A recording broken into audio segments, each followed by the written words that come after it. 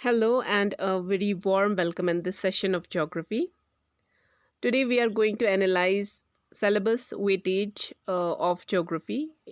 हम देखते हैं कि syllabus में एक लाइन दी हुई है physical and political divisions of India and the world. ये तो एक लाइन ही दी हुई है लेकिन इसमें it demands coverage of full of the geography. तो इसकी डिमांड बहुत ज़्यादा है, पूरा सब कुछ पढ़ना पड़ेगा। But since we have to crack an exam, हमें कोई पीएचडी नहीं करनी है, we have to study smartly. तो हम इम्पॉर्टेंट कंसेप्ट्स पे ज़्यादा एम्फसाइज करेंगे। कंसेप्ट्स भी इम्पॉर्टेंट है और फैक्ट्स भी इम्पॉर्टेंट है। We will take both of these and we will हम इसी तरीके से कैरी ऑन करेंगे अपने लेक्चर्स को। तो वेटेज की बात जहाँ तक करेंगे तो 3 to 5 प्लस मार्क्स तक जा सकता है। मिनिमम 3 मार्क्स तक हम लेके चलेंगे, मैक्सिमम 5 या 5 प्लस तक ही जा सकता है। Then physical divisions of India आज का लेक्चर हम लेंगे। हम इसका एक ओवरव्यू लेंगे। हम बिल्कुल क्रक्स से पढ़ेंगे, पूरा सिंपल तरीके से पढ़ेंगे। आपको पता ही होगा एनसीईआरटी 6th में इसका ओवरव्यू दिया हुआ है, physical divisions of India. And then 9th की एनसीईआरटी में आप I am just giving the reference. तो 9th की एनसीईआरटी में आप लोग इसको आगे पूरी तरह से एक एक करके पढ़ सकते हैं, डिविजन्स को बिल्कुल डिटेल में। We are also going to cover it in the same way. हम पहले बहुत सिंपल तरीके से पहले ओवरव्यू लेंगे, देन हम एक एक करके एक एक डिवीजन को लेके पूरी तरह से पढ़ेंगे in detail. We will go for the fine details later on. Then आगे चल के अभी पहले हम इंडिया का कवर करेंगे, the physical portion and the political, then will go for the world portion as well. So let's start. Today's lecture is physical divisions of India. Okay, तो आपको पता ही होगा इंडिया में बहुत ये फिजिकल डिविजन्स में बहुत डाइवर्सिटी है। आपको सब कुछ मिलेगा, mountains, forests, plains, plateaus, coastal plains, islands, everything. तो यू कैन सी कि जो भी डिविजन्स है बहुत डाइवर्स है एक दूसरे से। ये एक ब्यूटी भी मानी जा सकती है इंडिया की कि इसमें बहुत ज़्यादा डाइवर्सिटी है फिजिकल डिविजन्स में इसकी।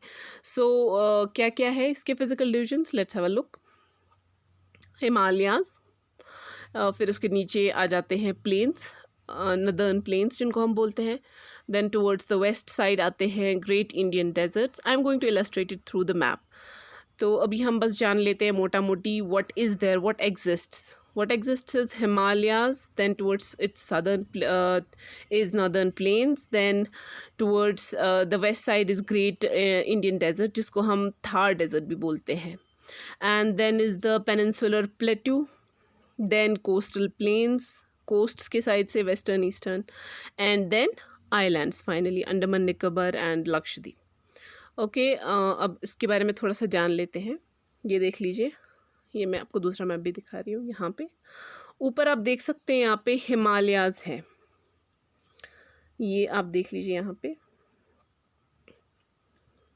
ये वाली रेंज जो है ऊपर वाली, ये पूरी ही पूरी कवर्ड है। This is all Himalayan portion, ठीक है।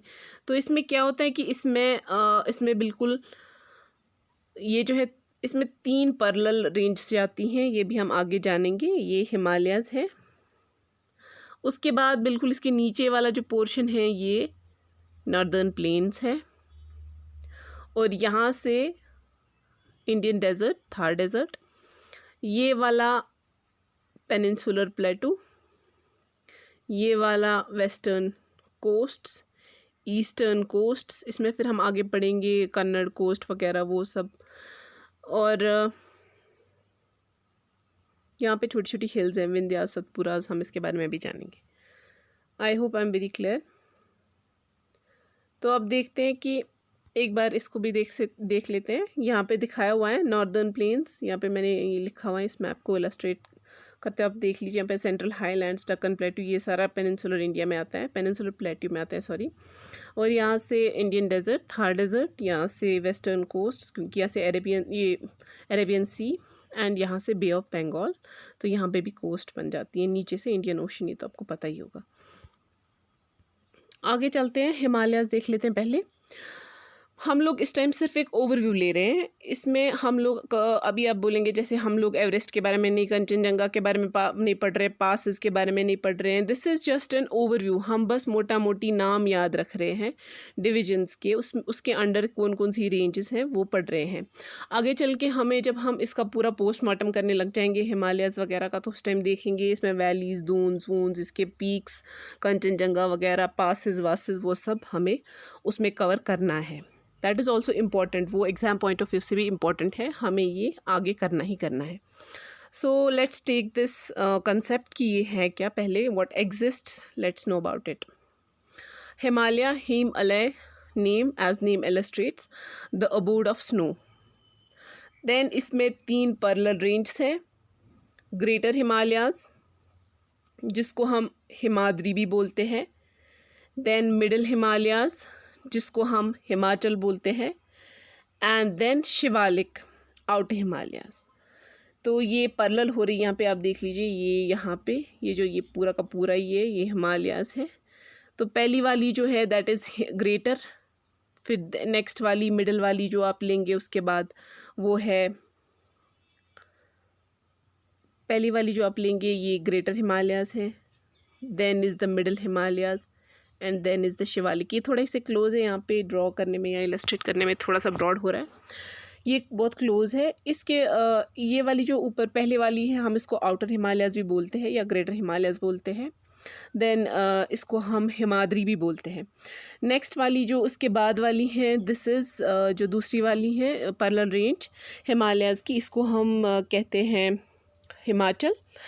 एंड द थर्ड वन जो इसके पैरेलल में ही जाती है is called as Shivalik.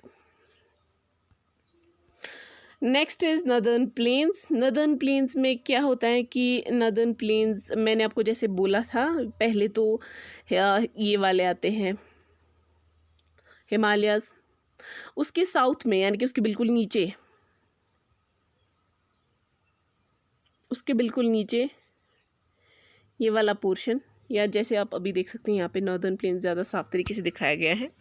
Northern plains ये वाले, इनको हम इस प्लेस को, इस जगह को, इस डिवीज़न को नॉर्दर्न प्लेन बोलते हैं। तो नॉर्दर्न प्लेन की क्या कैरेक्टरिस्टिक्स हैं, ये बिल्कुल हिमालयाज़ के साउथ में लाई कर रहा है, जैसे अभी हमने देखा हिमालयाज़ के बिल्कुल थोड़ा सा नीचे। अब ये इनको ये जैसे नाम से ही पता चल रहा है प्लेन्स, तो ये प्लेन्स है। प्लेन्स बने क्यों हैं, ये बने हुए एल्यूवियल डिपॉजिट्स की वजह से। एल्यूवियल डिपॉजिट्स कहाँ से आए, सिंस हिमालयन माउंटेन्स से या वहाँ से हिमालय से रिवर्स आते हैं, इंदस, गंगा, ब्रह्मपुत्रा या उनकी ट्रिब्यूटरीज। तो वो सब क्या करते हैं, आते आते जब वो ऊपर ऊंचाई से आते हैं, रश में आते हैं, बहुत तेज़ चलते हैं, नीचे आते आते एलिवेशन कम होता है क्योंकि अब प्लेन्स की तरफ चल रही हैं। जो ही वो प्लेन्स की तरफ चलती हैं तो प्लेन्स की तरफ चलते चलते इनकी स्पीड कम हो जाती है, और जो ये अपने साथ लाए हुए होते हैं एल्यूवियल डिपॉजिट्स, रॉक, जो भी चीज़ें, मड वर्ड सब कुछ लाया होता है, वो सारा उन प्लेन्स में डिपॉजिट हो जाता है। उसकी वजह से वो जो प्लेन्स हैं वो बहुत फर्टाइल बन गए हैं। फर्टाइल बन गए हैं तो इसका मतलब ये है कि लैंड कल्टीवेशन के लिए बहुत एप्ट है वो जगह, और जब कल्टीवेशन वगैरह, पानी भी अवेलेबल हो, कल्टीवेशन भी कर सकता है, फर्टाइल भी हो ज़मीन, तो उस जगह पे ओब्वियसली लोग ज़्यादा बसने की कोशिश करते हैं। तो कंसंट्रेशन या पॉपुलेशन भी इस नदर्न प्लेन की अच्छी खासी होती है। एक टर्म है इसमें गंगा ब्रह्मपुत्र डेल्टा, इसको हम सुंदरबन डेल्टा भी बोलते हैं ये, या बंगाल डेल्टा, या इसका निकनेम है ग्रीन डेल्टा भी, क्योंकि ये मोस्ट फर्टाइल जगह मानी जाती हैं। ये क्या चीज़ है जहाँ पे गंगा और ब्रह्मपुत्रा रिवर्स कहाँ जाते हैं, बे ऑफ बंगाल में डिस्चार्ज हो जाती है। यहाँ पे ये देखिए बे ऑफ बंगाल है, तो ये यहाँ से जो बी रिवर्स आते हैं ये यहाँ की ओर, सॉरी बांग्लादेश से होते हुए जाते हैं, फिर बे ऑफ बंगाल की तरफ जाते हुए ये पानी उसमें चला जाता है, इसका गंगा और ब्रह्मपुत्रा रिवर्स या इनकी ट्रिब्यूटरीज को लेकर। Then is the great Indian desert. Great Indian desert में हमने अभी देखा था ये थार डेजर्ट, ये अरावली हिल्स आपको नज़र आ रहा होगा यहाँ पे, छोटी सी अरावली हिल्स, अरावली हिल्स है यहाँ पे। अरावली हिल्स के वेस्ट में है ये थार डेजर्ट, और ये आगे एक्सटेंड होके पाकिस्तान साइड में एक्सटेंड हो जाता है। और चोलिस्तान डेज़र्ट, चोलिस्तान डेज़र्ट इसको हम बोलते हैं। उसके बाद यहाँ पर हम समझते हैं कि ये वाला जो है राजस्थान का पार्ट,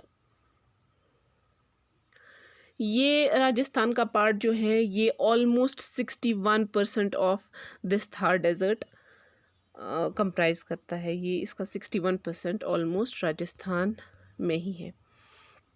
यहाँ लिखा है most of the Thar desert is situated in Rajasthan covering 61% of its geographic area.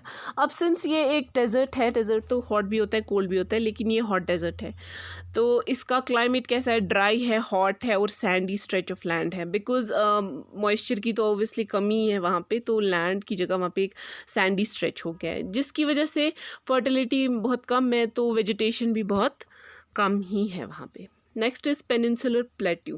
Peninsular Plateau is the most important physical division of India. क्यों इसमें एक तो दो चीज़ें, एक तो इसमें बहुत अनइवन रिलीफ है, यानी कि इसमें न्यूमरस हिल रेंज आप देखेंगे, वैलीज़, वहाँ से बहुत रिवर्स नर्मदा, तापी, गोदावरी, कृष्णा, कावेरी ये सब रन करती हैं। कुछ वेस्ट फ्लोइंग रिवर्स हैं, कुछ ईस्ट फ्लोइंग रिवर्स हैं, कुछ ड्रेन करती हैं अरेबियन सी में और कुछ ड्रेन करती हैं बे ऑफ बंगाल में। दूसरी चीज़ ये है कि इसमें it is very rich in mineral like coal and iron ore. इसमें मिनरल्स वगैरह की भी बहुत ज़्यादा रिचनेस है, वो पेनिनसुलर प्लेट्यू में ही ज़्यादा है। ये हम इसमें मान के चलते हैं, ये वाला जो आप ये ले रहे हैं, थोड़ा इसमें ऊपर नीचे हो सकता है, लेकिन ये मैं समझाती हूँ। ये पेनिनसुला, इसको पेनिनसुला होता क्या है बेसिकली, पेनिनसुला क्यों बोलते हैं इसको, क्योंकि ये एक ऐसा लैंड है जिसकी 3 तरफ से पानी है, which is surrounded by water from the 3 sides and one side is landlocked. okay, ये लैंडलॉक्ड हैं ऊपर से, यहाँ से पाकिस्तान, ऐसे China, Bangladesh and all those. अब ये जो लैंड का ये जो पीस है, ट्रायंगुलर पीस है, it is triangular piece of land which is surrounded by water from 3 sides. From the left side is Arabian Sea, from the right side is Bay of Bengal and from the south side is Indian Ocean. I hope I M clear. तो एक तो ये peninsula क्यों इसको बोलते हैं। दूसरा plateau is because ये थोड़ा सा ग्राउंड लेवल से ऊंचा है, इसकी ये थोड़ा एलिवेटेड है, so it is called as peninsular plateau. अब इसमें क्या होता है कि इसकी जो ये रिलीफ है, इसमें इसकी बहुत अनइवन रिलीफ है। इसमें बहुत ज़्यादा आपको हिल्स मिलेंगी, इसमें आपको छोटी छोटी सी हिल्स मिलेंगी, इसमें वैलीज़ मिलेंगी, इसमें आपको मिल सकती हैं। और ये प्लेट्यूज जैसे दक्कन प्लेट्यू वगैरह, वो सब आगे हमें सारा बिल्कुल पूरी तरह से पढ़ना है, ये ज़्यादा इम्पॉर्टेंट है। और इसमें हमें कुछ इसके फीचर्स वगैरह, जगहों के नाम याद रखने हैं, मिनरल्स कहाँ से कैसे निकलते हैं, झारखंड वारखंड वगैरह, वो सब चीज़ें हम आगे देखेंगे। तो अब यहाँ पे जान लेते हैं ये अरावली हिल्स पहले देखते हैं। अभी मैंने आपको ये दिखाया ही था, अरावली हिल्स यहाँ पे, यहाँ देख लीजिए आप, अरावली हिल्स ये छोटी छोटी सी हिल्स क्या है, माउंटेन्स और हिल्स के बीच में डिफरेंस क्या है। माउंटेन्स इज़ अ ह्यूज, ये एक ऊपर बहुत ज़्यादा एलिवेटेड होती है, उसकी पीक होती है, इसकी हाइट बहुत ज़्यादा है, इसकी एलिवेशन बहुत ज़्यादा होती है एज़ कम्पेयर टू हिल्स भी एलिवेटेड ही होती है, इनकी भी पीक होती है, लेकिन इनका एलिवेशन कम होता है। जैसे हम बोलते हैं पहाड़ और पहाड़ी, छोटी पहाड़ी, तो ऐसे टाइप का। ये जो अरावली हिल्स इसके वेस्ट साइड में लाई करता है थार डेजर्ट। मैंने आपको इससे पहले भी बोला, अरावली एक तरीके का आप मान लीजिए कि थार डेजर्ट को रोके हुए है, एक तरीके से हम ऐसे समझने के लिए बोलते हैं, ताकि इसके आगे फिर ये जो डेजर्ट है एक्सटेंड नहीं हुआ है, एक तरीके से ये एक प्रोटेक्शन ही है कि थार डेजर्ट आगे एक्सटेंड नहीं हुआ है। Aravalli hills, then is Vindhyas this and is Satpura, ये भी हिल्स और माउंटेन्स। इसके बाद इसके बीच में से ये यहाँ विंध्यास मध्य प्रदेश साइड से, इन दोनों के बीच में से निकलती है नर्मदा और यहाँ से तापी। आपको ये याद रखना है, नर्मदा और तापी एक इम्पॉर्टेंट क्वेश्चन है। ये वेस्ट फ्लोइंग रिवर्स हैं, वेस्ट फ्लोइंग वो रिवर्स हैं जो वेस्ट की तरफ जाते हैं। वेस्ट की तरफ जाते हुए फिर ये कहाँ पे ड्रेन हो रहे हैं, इनका पानी कहाँ पे जा रहा है, फाइनली अरेबियन सी में जा रहा है। तो ये दो वेस्ट फ्लोइंग रिवर्स है, Narmada and Tapi. Okay, then is Western Ghats और सह्याद्री एंड ईस्टर्न घाट्स। अब यहाँ जान लेते हैं ये क्या है। ये देखिए, ये वेस्टर्न घाट्स वाली लाइन है यहाँ पे, ठीक है, और यहाँ पे ईस्टर्न घाट्स।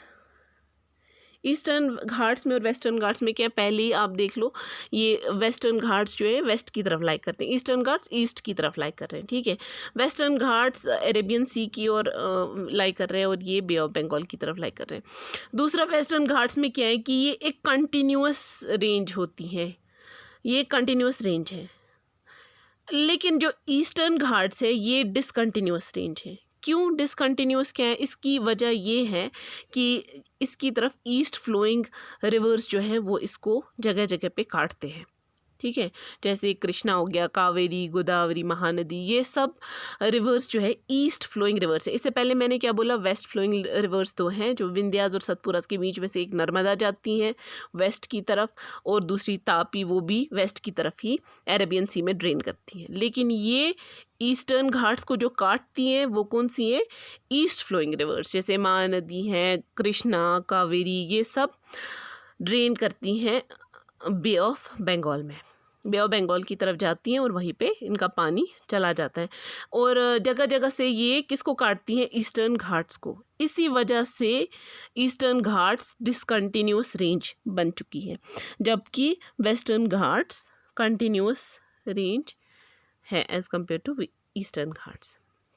ये भी हमें पूरी तरह से पढ़ना है, इसमें भी बहुत कुछ इंपॉर्टेंट चीज़ें हैं जो हमें आगे चल के पूरी डिटेल में पढ़नी है। Next is the plateau. अच्छा, ये बता रहे हैं यहाँ पे प्लेट्यू बहुत, ये जो पेनिनसुलर प्लेट्यू है ये बहुत रिच है मिनरल्स में, कोल में, आयरन ओर में, यहाँ पे बहुत माइनिंग एक्टिविटीज़ होती हैं, ठीक है। दक्कन प्लेट्यू, यहाँ पे देख लीजिए आप, छोटा नागपुर, ये सब जगह ऐसी जो बहुत रिच है, मिनरल रिच। ये आगे चल के हम देखेंगे कौन कौन से मिनरल्स किस किस जगह पे कौन कौन से मिनरल्स निकलते हैं, ये सब भी हमें अच्छी तरह से जानना है। इस पर से भी MCQs या क्वेश्चंस बनते हैं।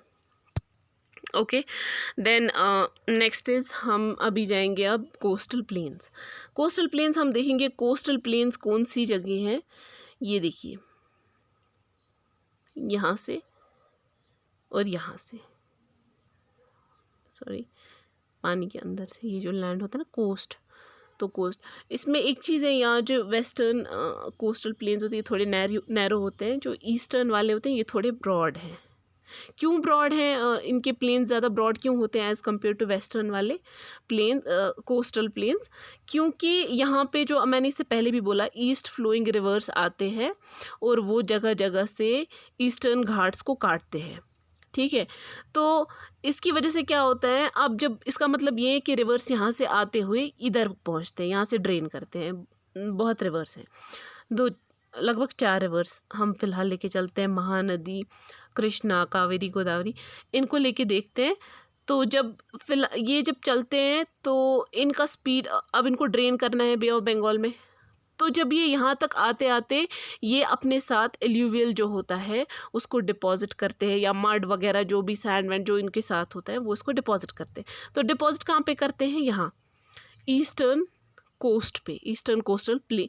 इसी की वजह से ईस्टर्न कोस्टल प्लेन्स थोड़े ब्रॉडर है as compare to western coastal plains, ये थोड़े से नैरो स्ट्रिप भी है। तो अब क्या है इसमें, क्या है वेस्टर्न, ये कहाँ पे लाई करते हैं, अभी आपने देखा यहाँ पे वेस्टर्न घाट्स हैं, तो वेस्टर्न घाट्स की यहाँ बॉर्डर पे वेस्टर्न कोस्टल प्लेन्स, और यहाँ पे यानी कि हम कैसे बोलेंगे, to western coastal plains lie towards the west of the Western Ghats, west of the Western Ghats की तरफ वेस्टर्न कोस्टल प्लेन्स लाई करते हैं, और east of the Eastern Ghats की तरफ कौन लाई करते हैं, ईस्टर्न कोस्टल प्लेन्स, ठीक है। तो इसमें से कुछ है यहाँ पे, जैसे कोंकण है, कोंकण कोस्ट, कन्नड़ कोस्ट, यहाँ पे मैंने लिखा हुआ है कोंकण, कन्नड़, मलाबार, तो ये वेस्ट साइड में है, कोंकण, कन्नड़, मलाबार, ये नाम दिए गए हैं कोस्ट्स को अलग अलग जगहों पे। तो इसी तरह से ईस्टर्न में क्या है, कोरोमंडल और नॉर्दर्न, यहाँ पे कोरोमंडल और नॉर्दर्न सरकार। नेक्स्ट इज यहाँ पे आइलैंड्स, आई होप ये आप लोगों को अच्छे से समझ आया होगा। मैंने यहाँ पे लिखा हुआ है ईस्ट फ्लोइंग रिवर्स, जैसे महानदी, कृष्णा, कावेरी, कहाँ पे ड्रेन करते हैं ये? बे ऑफ बंगाल में। ये यहीं से होके जाते हैं, ईस्टर्न कोस्टल प्लेन्स से होके जाते हैं, ईस्टर्न घाट्स के थ्रू जाते हैं वहाँ पे। And then is islands. Islands में क्या आएगा? आइलैंड्स में 2 आइलैंड ग्रुप्स ऑफ इंडिया कौन कौन से हैं? लक्षद्वीप और अंडमान एंड निकोबार। यहाँ से यहाँ पे इस साइड से लक्षद्वीप और यहाँ पे बे ऑफ बंगाल साइड से अंडमान एंड निकोबार। तो लक्षद्वीप में क्या है कि ये आपने यहाँ पर ही देख लिया, लक्षद्वीप अरेबियन सी में है और इसको हम कहते हैं कोरल आइलैंड, जो कि केरला के ऑफ कोस्ट में सिचुएटेड है, या ये यहाँ पे कहीं पे होगा अरेबियन सी में। ठीक है, मैं दूसरे कोई मैप पे आगे चल के आपको ये पूरी तरह से इलस्ट्रेट करूँगी कहाँ पर क्या है, जब हम इसके बारे में पूरा पढ़ेंगे। तो ये अरेबियन सी में लोकेटेड है लक्षद्वीप, और अंडमान निकोबार कहाँ पर लोकेटेड है? बे ऑफ बंगाल में। ये वाला जो है इसको हम क्या बोलते हैं? कोरल। ये देखिए यहाँ पे मैंने कोरल आइलैंड। अब ये कोरल्स क्या है? कोरल्स होते हैं, these are the skeletons of tiny marine animals. Tiny marine animals होते हैं पॉलिप्स, जिनको हम बोलते हैं। ये जो पॉलिप्स होते हैं जब भी हिलते डुलते हैं, अलाइव होते हैं, तब ये क्या करते हैं? काम स्क्रीट करते हैं। इनका जो होता है, ये एक किस्म का कुछ स्क्रीशंस होती है जो कैल्शियम कार्बोनेट, वो जो बहुत सख्त हो जाती है, स्केलेटन हम इसको बोलते हैं। पॉलिप्स जब डाई हो जाते हैं तो इनका ये हार्ड स्केलेटन तो रह जाता है। ये तो मर गए लेकिन हार्ड स्केलेटन वहीं पे रह गया, स्क्रीशंस वहीं पे रह गई जो बहुत हार्ड हो चुकी है। तो दूसरे पॉलिप्स जो अब है वो इसके ऊपर ग्रो करना स्टार्ट कर देते हैं, इन डेड स्केलेटन्स के ऊपर। फिर वो भी धीरे धीरे डेड हो जाते हैं और धीरे धीरे से और पॉलिप्स आना स्टार्ट होते हैं। ऐसे ऐसे कर कर के ये हार्ड से स्केलेटन्स एग्रीगेट होके फॉर्म करते हैं एक कोरल आइलैंड को। लक्षद्वीप वही वैसा ही एक कोरल आइलैंड है। कोरल रीफ्स वगैरह भी बहुत इंपॉर्टेंट होते हैं, इनको आगे चल के हमें थोड़ा सा पढ़ना है। Then is Andaman and Nicobar island, जैसे कि मैंने ये बोला, इसको आगे हम अच्छे से पढ़ेंगे और इसमें कुछ क्या क्या चीज़ें हैं, कुछ इंपॉर्टेंट भी चीज़ें होंगी तो वो भी पढ़ेंगे। अंडमान और निकोबार आइलैंड कहाँ पे है? ये बे ऑफ बंगाल साइड से। ठीक है, यहाँ पर कहीं पे सिचुएटेड है। तो ये साउथ ईस्ट में आता है, ये वाली डायरेक्शन साउथ है और ये वाली ईस्ट। तो ये साउथ ईस्ट डायरेक्शन में किसके?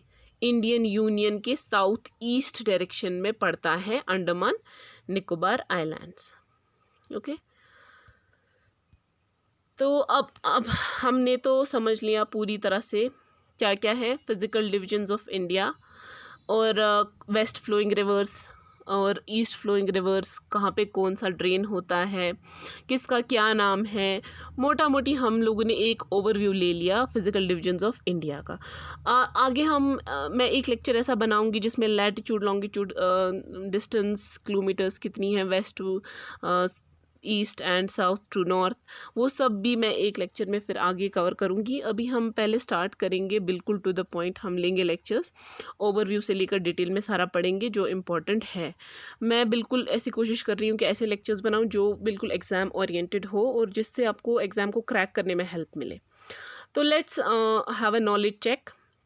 हम लोगों ने पढ़ा, मैंने यहाँ पे एक MCQ दिया हुआ है। अगर आप लोगों ने मेरा पूरा लेक्चर देखा है, प्लीज़ आप इसको ज़रूर अटेम्प्ट करें और कमेंट सेक्शन में इसका आंसर देने की ट्राई करें। ये यहाँ पे दिया है, consider the following statements. Traditional name of Western Ghats is Sahyadri, first statement. Second statement is middle Himalayas और also known as Himachal. Then third, Narmada is an east flowing river. And fourth, Krishna river drains in bay of Bengal. इन चारों में से मैंने फिर options दिए हैं, first, second and third are correct. आपको जो भी ऑप्शन ठीक लगता है कमेंट सेक्शन में प्लीज़ मुझे बताएं। Thank you so much for your patience. और अगर कुछ चेंज करने की ज़रूरत हो या कुछ और आप जानने की चाह रखते हैं कि मुझे कहीं पे कुछ और बोलना चाहिए, please let me know. Thank you so much.